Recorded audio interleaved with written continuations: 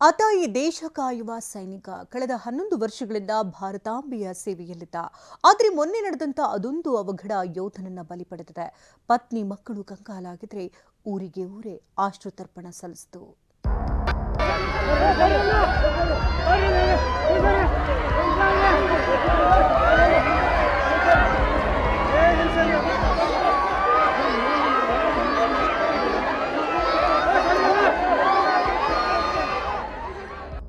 ಹುತಾತ್ಮ ಯೋಧನಿಗೆ ಹೂಮಳೆಯ ಗೌರವ.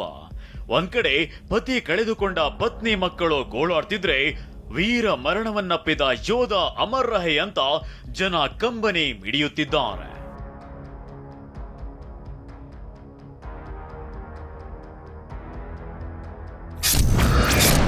ಸೇವೆಯಲ್ಲಿದ್ದ ಬೆಳಗಾವಿಯ ಮತ್ತೋರ್ವ ಯೋಧ ಹುತಾತ್ಮ.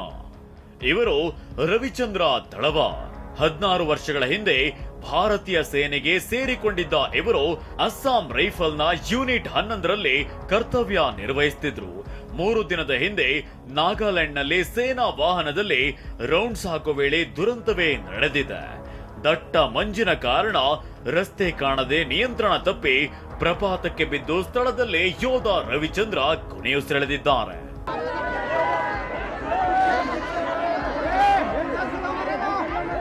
ಯೋಧ ರವಿಚಂದ್ರ ಪಾರ್ಥಿವ ಶರೀರವನ್ನ ನಿನ್ನೆ ಬೆಳಗ್ಗೆ ಬೆಳಗಾವಿಗೆ ತರಲಾಗಿತ್ತು. ಬಳಿಕ ಸೇನಾ ವಾಹನದಲ್ಲಿ ಮೆರವಣಿಗೆ ಮೂಲಕ ಸ್ವಗ್ರಾಮ ನಿಂಗೇನಹಟ್ಟಿಗೆ ತರಲಾಯಿತು.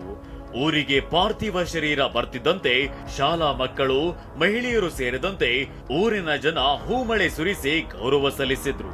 ಯೋಧನ ಪತ್ನಿ, ಮಕ್ಕಳು ಮತ್ತು ತಾಯಿಯ ಆಕ್ರಂದನ ಮುಗಿಲು ಮುಟ್ಟಿತ್ತು.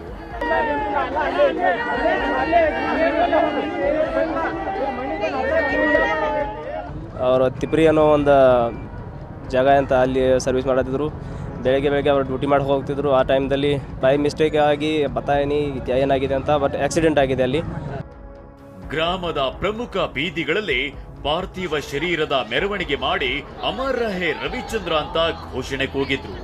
ಬಳಿಕ ಗ್ರಾಮದ ಹೊರವಲಯದ ರುದ್ರಭೂಮಿಯಲ್ಲಿ ಸಕಲ ಸರ್ಕಾರಿ ಗೌರವದೊಂದಿಗೆ ಯೋಧನ ಅಂತ್ಯ ಸಂಸ್ಕಾರ ನೆರವೇರಿಸಲಾಯಿತು.